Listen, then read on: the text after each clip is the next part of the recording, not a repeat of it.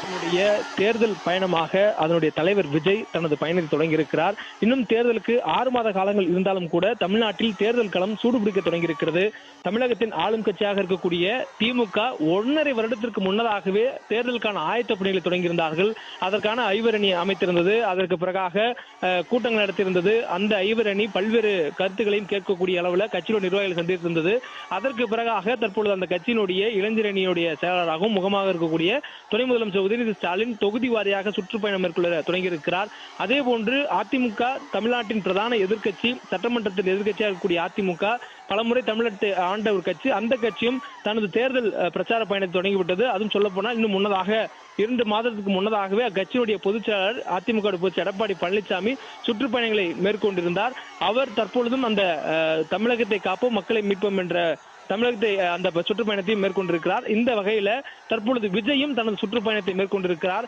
இதுவரையிலும் விஜய் எந்த ஒரு கூட்டணியும் அமைக்கவில்லை. ஆனால் கூட்டணி அமைப்பதாகவும் அவர் தெரிவித்திருக்கிறார். இந்த சூழல்ல அவருடைய சுற்றுப்பயணத்தை விஜய் இன்றைய தினம் தொடங்குகிறார்.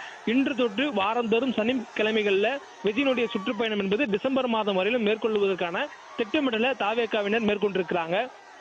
இதே போன்று தமிழ்நாட்டின் மற்றொரு அரசியல் கட்சியாக இருக்கக்கூடிய அங்கீகரிக்கப்பட்ட அரசியல் கட்சியாக தகுதி பெற்றிருக்கக்கூடிய நாம் தமிழர் கட்சியினுடைய தலைமை ஒருங்கிணைப்பாளர் சீமானும் ஒவ்வொரு பகுதிக்காகவும் சென்றிருக்கிறார். அதே போன்று அந்த கட்சியினுடைய வேட்பாளர்களை அறிவித்தும் வருகிறார். ஏறக்குறைய 100 வேட்பாளர்களை அறிவிக்கக்கூடிய நிலைக்கு நாம் தமிழர் கட்சியும் எட்டிருக்கிறது. இதுபோல் தமிழ்நாட்டினுடைய தேர்தல் களம் பரபரப்பாகவும் விறுவிறுப்பாகவும் ஆகியிருக்கக்கூடிய சூழல்ல திரை நட்சத்திரமாக உச்சம் தட்டிருக்கக்கூடிய நடிகர் தாவேகா என்று ஒரு கட்சியை தொடங்கியிருக்கிறார். தமிழக வெற்றி கழகத்துடைய தலைவராக பரிணமித்து அரசியல் கட்சியாக வலம் வரக்கூடிய நேரத்தில் அவருடைய முதல் பயணத்தை தற்பொழுது தொடங்கியிருக்கிறார். இதுவரையிலும் விஜய் திரையில் தோன்றியிருக்கிறார். மக்களிடம் பேசுவதற்கான மாநாடுகளின் பொதுக்கூட்டங்கள் நடத்தியிருக்கிறார். அதற்கு பிறகாக தற்பொழுதுதான் முதலாக நடிகர் விஜய் தலைவர் விஜயாக தன்னை பரிணமித்த பிறகாக ஒரு சுற்றுப்பயணத்தை மேற்கொள்கிறார். இந்த பயணத்தில் விஜய் பேசுவது என்னவாக இருக்கும் என்ற எதிர்பார்ப்பு தமிழக வெற்றி கழக தொண்டர்கள் மட்டுமின்றி மற்ற கட்சியினரும் கூட ஆவலுடன் எதிர்பார்க்கக்கூடிய அளவில் இருக்கிறது.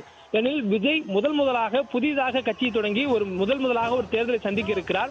அவர் கட்சி தொடங்கிய போது 2024 நாடாளுமன்ற தேர்தல் வந்திருந்தாலும் கூட விஜய் அந்த தேர்தலை பொருட்படுத்தாது 2026 சட்டமன்ற தேர்தல் தான் தங்களுடைய இலக்கு என்று விஜய் அறிவித்திருந்தார். பிளே ஸ்டோர் மற்றும் ஆப் ஸ்டோரில் இருந்து பாலிமர் செயலியை QR கோடு மூலம் பதிவிறக்கம் செய்யுங்கள். செய்திகளை உடனுக்குடன் பெறுங்கள்.